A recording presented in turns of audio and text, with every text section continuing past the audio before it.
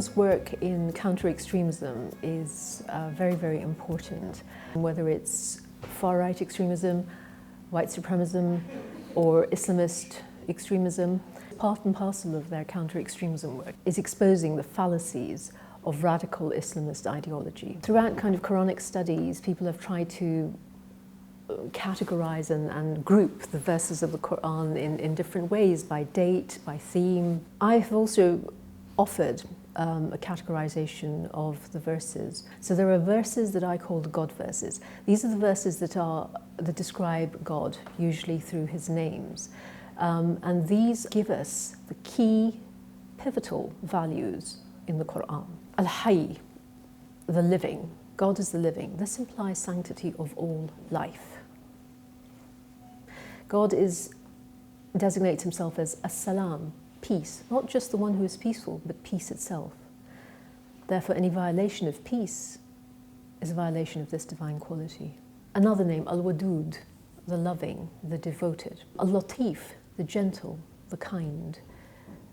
Al-Adl, justice. God is justice. So for me, when people talk about a system of rule that is promoting one interpretation of one religion over and above all other religions and customs, and when they call that system a theocracy, I say, no, that's a misnomer.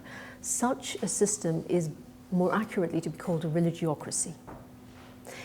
If a system is going to be a theocracy, and if a theocracy is when God is foremost, it has to be aligned with the divine qualities.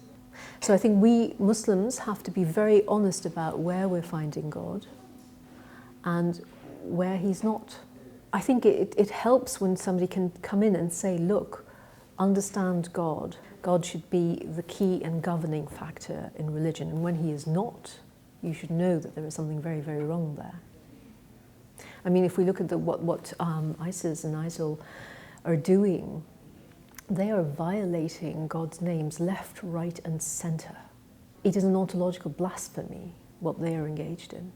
But because they use certain select verses of the Quran and use them for their own purposes, and because there isn't this concept of a hierarchy within the Quranic verses, they get away with it.